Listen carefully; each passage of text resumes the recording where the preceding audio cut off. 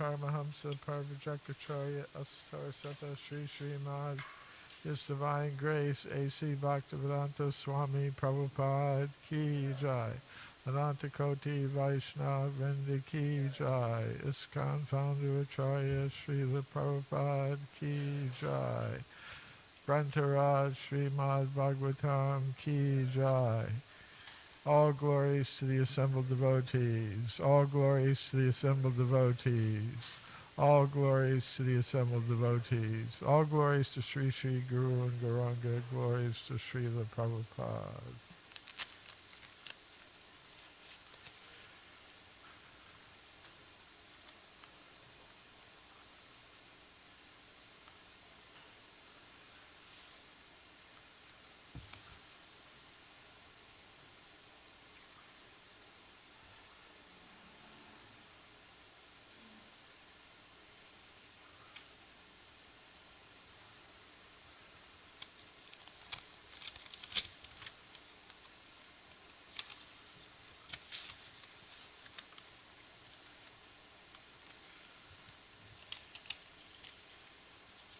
Om Namo Bhagavate Vasudevaya. Om Namo Bhagavate Vasudevaya.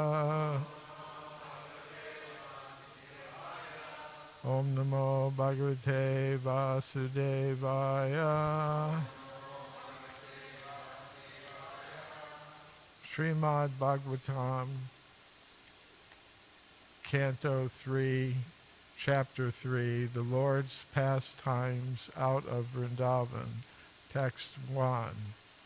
Uddhava Uvacha Tata Sa Agatya Param. Or is that Puram? Puram Sva Petros Shakirsaya Sham Baladeva Samyutaha Nipatya Tungad Ripu Yuta Natam Hatam Yakarshad Vyasum Ojasorvyam Uddhava Vacha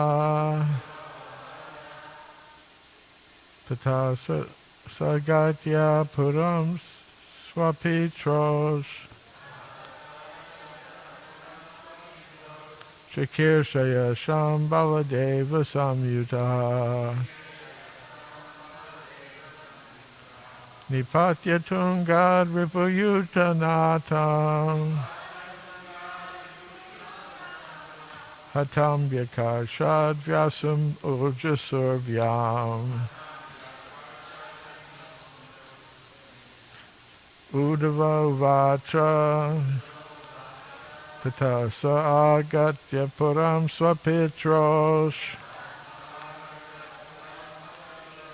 Shakirshaya Shambaladeva Samyuta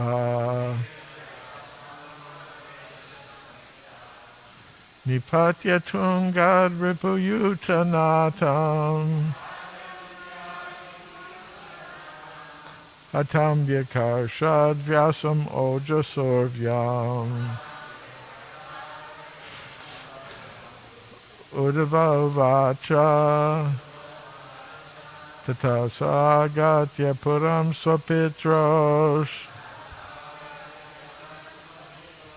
Shakirshaya Shambaladeva Samyutaha Nipatya Tungad Ripuyuta Natam Hatam Vyakarshad Vyasam Ojasorvyam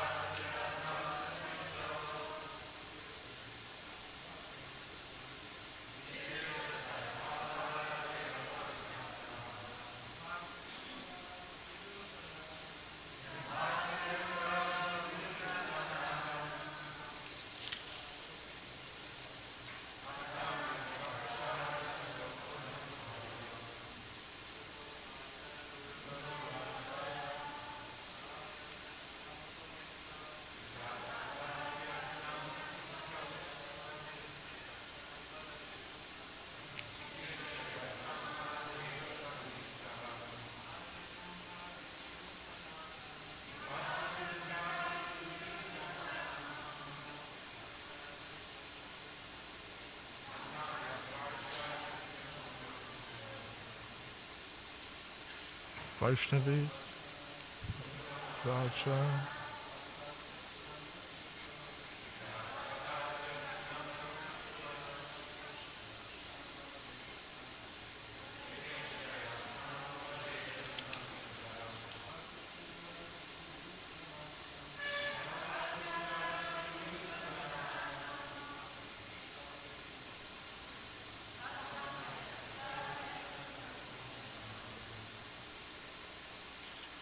Vaishnavis, Vidva Vacha,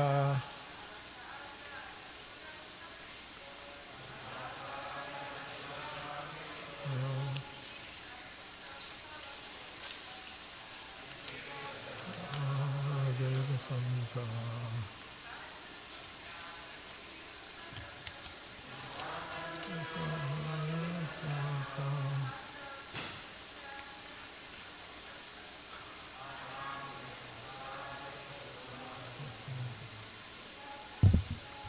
Vidva Vacha,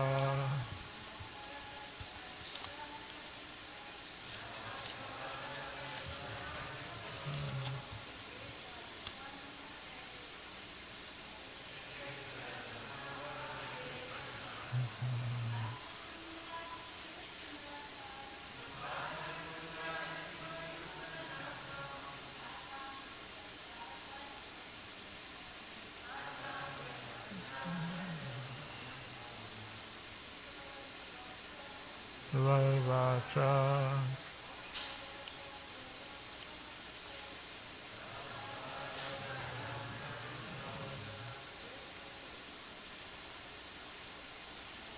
Chikirsaya Shambhala Deva Samyuta, Nipatya Tungat Ripuyuta Natam, Atam Vyakashad Vyasum Ojasorvyam,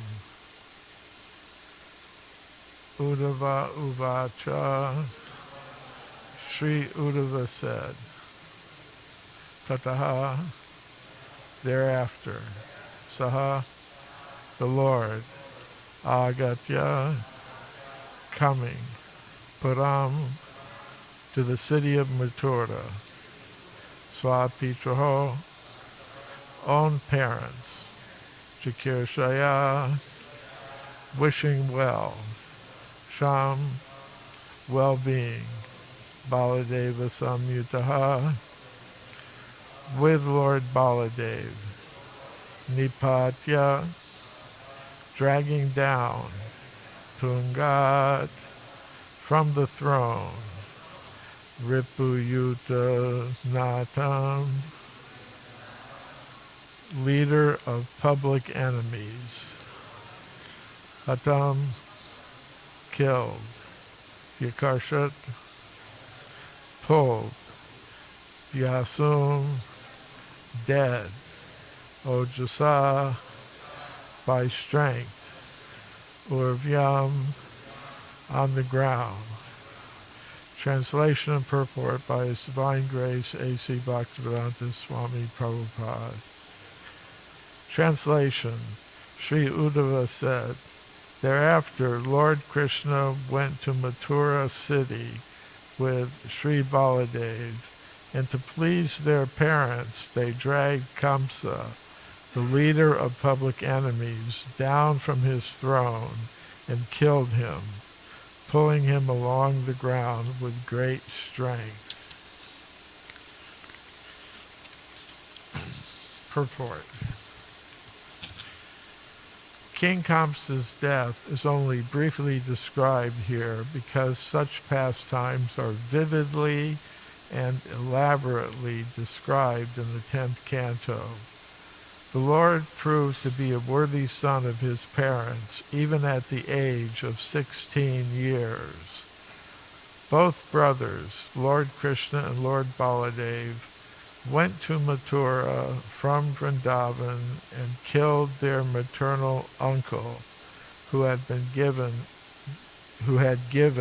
so much trouble to their parents, Vasudeva and Devaki. Kamsa was a great giant, and Vasudeva and Devaki never thought that Krishna and Baladeva, would be able to kill such a great and strong enemy. When the two brothers attacked Kamsa on the throne, their parents feared that now Kamsa would finally get the opportunity to kill their sons, whom they had hidden for so long in the house of Nanda Maharaj. The parents of the Lord, due to parental affection, felt extreme danger, and they almost fainted. Just to convince them that they had actually killed Kamsa, Krishna and Baladev pulled Kamsa's dead body along the ground to encourage them. Om Jnana Timirandasya Gananjana Shalakaya Chakshurun Militam Yena Tasmai Shri Gurave Namaha. Shri Krishna Chaitanya Prabhu Nityananda Shri Advaita Gadadhar Shri Vasari Gaur Bhaktivinoda. Hare Krishna, Krishna Krishna, Hare Hare, Hare Rama, Rama Rama, Hare Hare.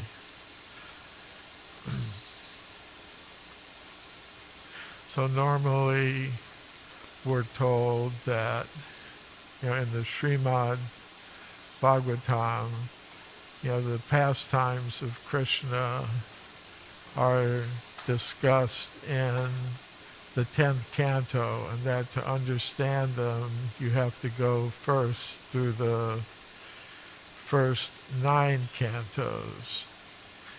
But, as we're seeing in the last chapter and in this chapter, the pastimes of the Lord are described briefly, even in the early cantos. Like the last verse of the last chapter was a one-verse mention of the rasa dance. And now we're getting another brief description of Krishna entering Mathura and killing Kamsa. So it's like in movie shows, sometimes you get previews of coming attractions. So it's very interesting how the Srimad Bhagavatam is put together, that even in these early cantos that deal extensively with topics related to the creation of the universe and things like that, we get these glimpses of Krishna's 10th canto pastimes. So, Bhagavad Gita, Krishna says, Parichanaya sadhunam vinashyati dushkritam dharma samstapanartaya sambhavami yuge yuge. So he comes to this world to protect and inspire his devotees, to destroy the demoniac, the asuras, and to establish the principles of religion. So it's mentioned here how Krishna and Balaram, along with the cowherd boys, they entered the city of Mathura, which was the capital of King Kamsa. And it's, as stated in this purport, at that time Krishna was 16 years old, teenager. So he's a pretty rowdy teenager. The entry of Krishna and Balaram, and you could say their gang of cowherd boys coming into Mathura, the city of King Kamsa, it kind of reminds me of some movies in the 1950s, the Wild Ones starring Marlon Brando, about a motorcycle gang that terrorizes a town, or Rebel Without a Cause with James Dean starring in it. I was thinking Krishna is kind of like the rebel without a cause too, because he's the uncaused cause of all causes, sarvakarana karanam. So he's, of course, it's on a completely different platform. Te chamsa kalapumsa. Krishnastu Bhagavan Swayam. Krishna is the Supreme Personality of Godhead, the cause of everything. He's beyond the goodness and badness of this material world. He operates on a completely transcendental platform. But anyways, Kamsa quickly became aware of Krishna's entrance into Mathura.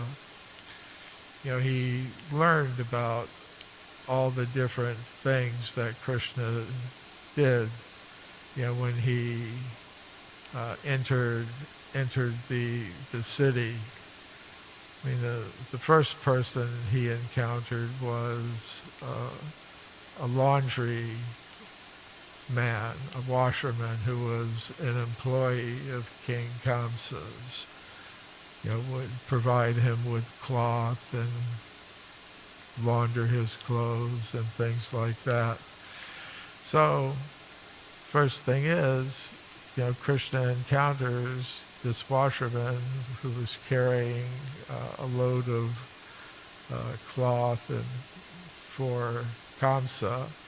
He said, it would be very nice if you gave to me some of that beautiful cloth that you're carrying. And, the washer said, you can't have that. That belongs to the king. And if you ask for the king's possessions, you're a criminal. Of course, he didn't understand. Aham sarvasya prabhavo. Everything comes from me. Everything is my property. So Krishna can take whatever he likes. But, this washerman, because of bad association with Kamsa, he decided no. So what did Krishna do? It's stated in Krishna book, just with his hand. Off goes his head. And then, he and Balarama start going through the cloth. Oh, that's nice. That's your color, blue. Take that. There's something golden colored. I'll take that. And they went around. And cowherd boys come. You want some cloth? We got some.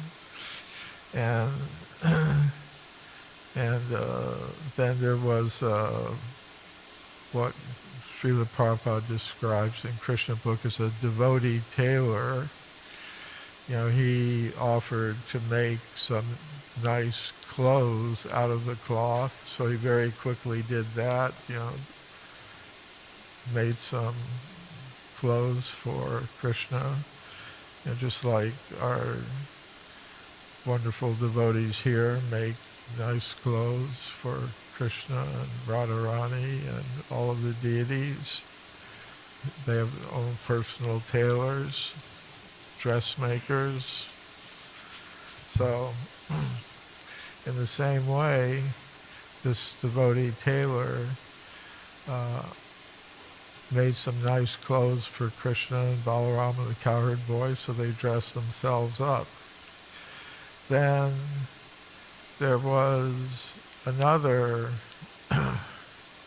servant of Kamsa, hunchback girl Kubja, who made sandalwood paste for Kamsa, and Krishna, Balaram, they asked for that, so she gave that to them, and Krishna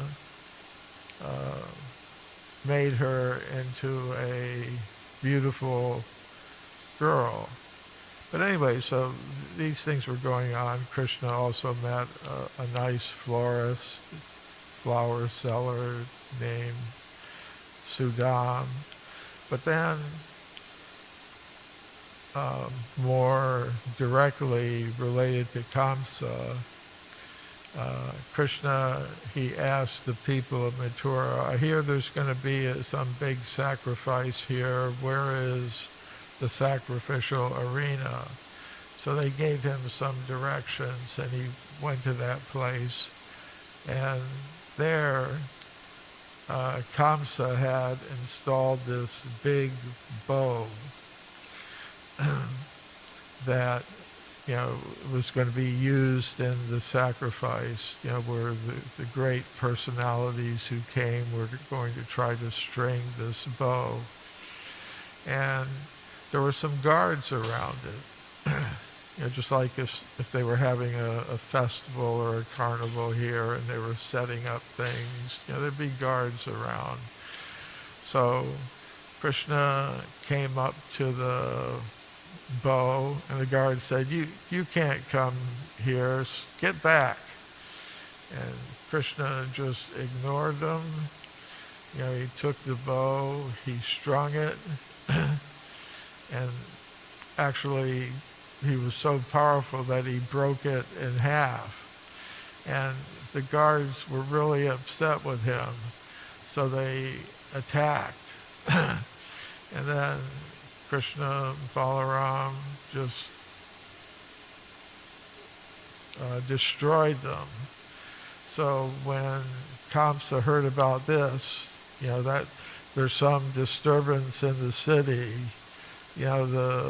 these ruffians from the countryside have come in here and they've broken the bow, and so Kamsa kind of called out the National Guard. He sent some troops to deal with the situation. So Krishna and Balaram just picked up the two pieces of the broken bow and used them as a weapon to kill all those troops. And then Krishna decided he's finished for the day, that'll be enough, to give that Kamsa some warning. So they decide to go back to their camp, the cowherd boys, and they had set up a little camp on the outskirts of Mathura. So Krishna and Balaram, they went back to have a pleasant evening at their camp. Meanwhile, Kamsa had heard about all these things. His troops had been killed, the guards had been killed, and he could understand that the child, the 8th child of Devaki, who had been predicted to be his death, was now in town. So he was having all kinds of bad dreams and bad visions. It stated that, he would see holes in his shadow. He would see himself naked with, garland on. There were all kinds of bad images and omens that were signifying his death. But he maintained his animosity towards Krishna. Actually, he had this whole big plan arranged for them to be killed by either this elephant, Kuvalayapida, or by wrestlers Mushtika and Chanura in the arena. So he had a plan like that. So the next day, Krishna and Balaram and the cowherd boys, they went from the camp into Mathura, and first they encountered the elephant, and Krishna, Balaram, they killed the elephant, and they took the tusk of the elephant into the arena. And then they were confronted by the wrestlers, Mushtika and Chanura, and the wrestlers spoke to Krishna and Balaram in a nice way. Oh, we hear you cowherd boys like to wrestle with each other, so let's have a little match here. Yeah, we hear you're very powerful. We'll have a little match if it's all right with you. And Krishna said, we're just cowherd boys. Yes, we like to wrestle among our friends, but it wouldn't be very nice for the people gathered here for big professional wrestlers like yourselves to take on some boys like us. And they said, we know you're a little bit stronger than that. We saw what you did to that elephant, that huge elephant. You just ripped him apart. So we think it'll be fine. But the people are, because in the arena were all the residents of Mathura and also the residents of Vrindavan. They'd also come, for this big event.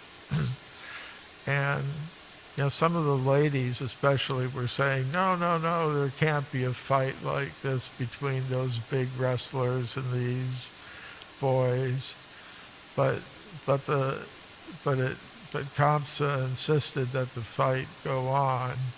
So Krishna and Balaram destroyed Mushtika and Chanura and all the other wrestlers there. They killed them. So then what was supposed to happen, there was a band there, and the band had been instructed, okay, when the victors come forth, when we see who the victors are, and the victors were supposed to be Mushtika and Chanura. It wasn't expected that they would be Krishna and Balaram. They were supposed to be killed. But, when it turned out there's the victors, Krishna and Balaram, so the band starts playing, like the victory song for the victors. And Kamsa said, wait, stop. You can't, these are criminals. These Krishna and Balaram, they have to be killed. And the cowherd boys, they have to be plundered, take all their riches from them. And this Nanda Maharaj, he should be killed. And Vasudev, who's always been plotting against me, he should be killed. And Ugrasen, my father, who's always been opposed to me, he should also be, And then Krishna just went up onto the platform where his King Kamsa's throne had been erected, and he had been there as the chief guest of the event. Krishna went and knocked his crown off, grabbed his hair, pulled him down into the arena, and pounded on him until he was dead. And in Krishna book, Srila Prabhupada explains that he shouldn't have done that according to the Vedic rules and regulations because it was his maternal uncle, as Srila Prabhupada mentioned here. And according to the Vedic injunctions, he shouldn't have done that. But Srila Prabhupada explained, normally Krishna goes along with the Vedic injunctions unless there is some very good reason for him not to. I mean, he's not bound by the Vedic injunctions, but normally he follows them to set a good example. But Srila Prabhupada explained that in this case, only Krishna could have killed Kamsa, who was performing so many dastardly activities, like, killing all the children who had been born recently in the Vrindavan area, or the whole area of his kingdom, actually. He had been doing many demoniac things.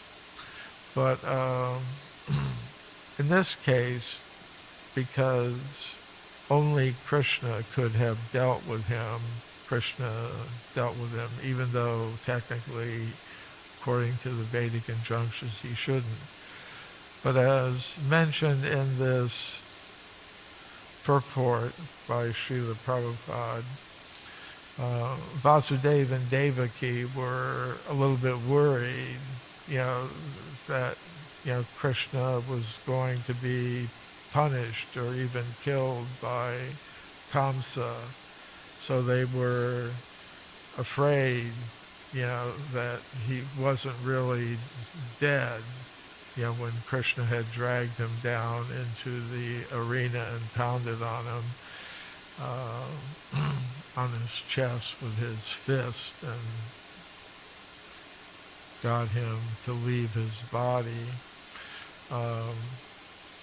So just to assure his parents, Vasudeva and Devaki, that Kamsa was really dead, Krishna and Balaram dragged the body around just to show them it was really a corpse. But it's stated that Kamsa got Sarupya Mukti. He got a form exactly like that of Lord Narayan in Vaikuntha. So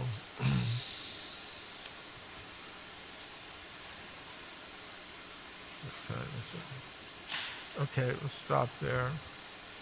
Any comments? Yes, Prabhupada Prabhu.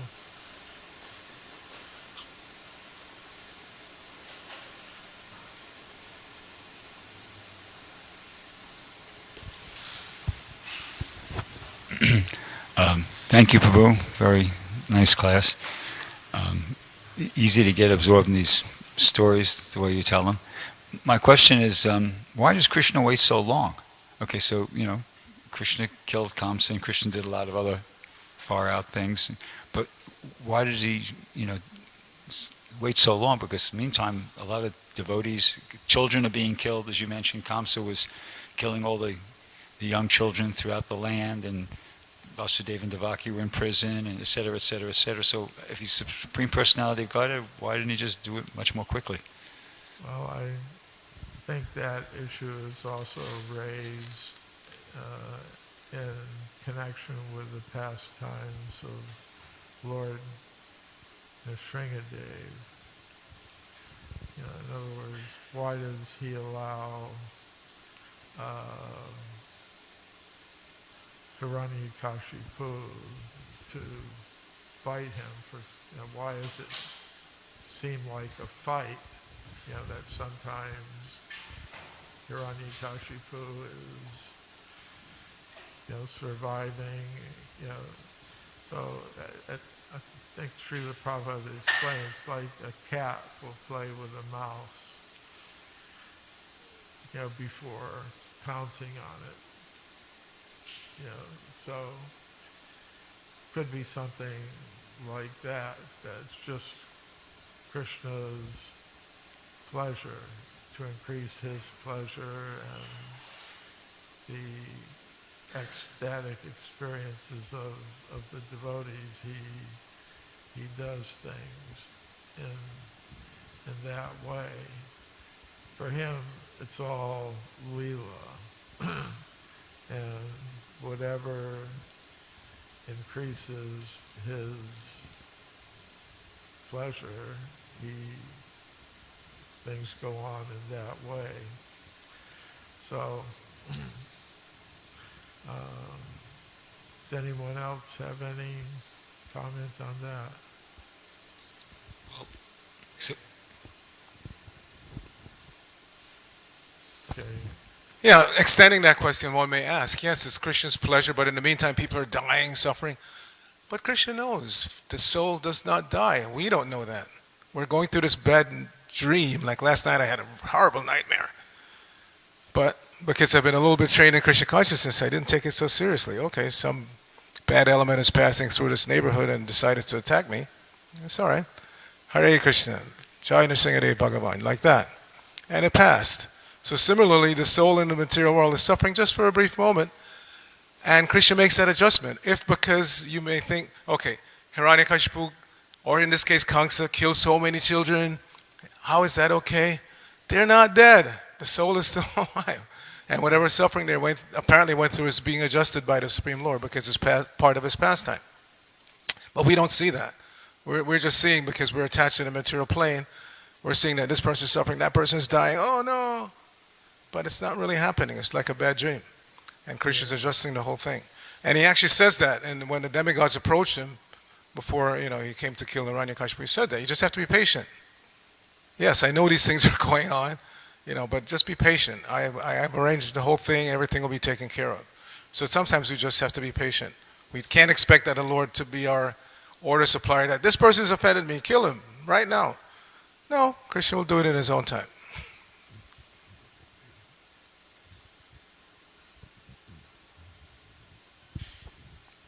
In the Chaitanya Charitamrita, there is this one verse where it says, Krishna is Rasika's shaker. So he enjoys all different rasas. So he also enjoys the Vira ras and all these different flavors. And you can see how Srila Prabhupada mentions in this verse, after killing Kamsa, just to encourage his parents, he dragged him around the arena. So it's like, you would think it's not compassionate. He's not being compassionate to Kamsa. But this is the rasa with Kamsa. So Krishna is the most expert in all different flavors. So he's showing those other flavors also here. Yeah, it's also stated that, he enjoyed just walking around the city in defiance of Kamsa's law and order. Yeah. It's like, who cares? And it's like great fun for all the residents of Vrindavan, all his cowherd friends. They are having fun because they know these guys can't do anything to Krishna. They have so much faith. So they know it's just like, every day we do these things in the forest anyways. Today is here. It's just a different setting. So. And if he did everything right, in the beginning, didn't wait so long, then what would he do? Like you say, there's variety of rasas and pastimes. Krishna enjoys all of them. Yeah, thank you, Prabhu. We heard from Srila Prabhupada and also from the scriptures that everything Krishna does is all good. And when we try to measure sometimes or calculate why this happened, it doesn't look it doesn't match, it doesn't fit. It's in our conditioning, and we like to see things the way we see it. So I have a question too now. We know that Krishna is like the main writer, he's the director of the drama, he's the actor, he does everything. And my question will be that, like for example, when I heard the first time that Kansa was really scared about, the 8 children of the Vaki will kill him, I thought, well, in my understanding, it's so simple. Just don't put him in the same jail. Put Devaki in another jail, put Kansa in another jail, problem is solved. Then I thought, so my question is to you, is that the work of Yoga Maya that covers him? Krishna wanted it to happen that way, that he couldn't figure out, it's like, what will be the to fear? Devaki is going to be in another place, Kamsa is going to another place, there's no child. Is that the work of Yoga Maya? Yeah, the general principle is that Yoga Maya arranges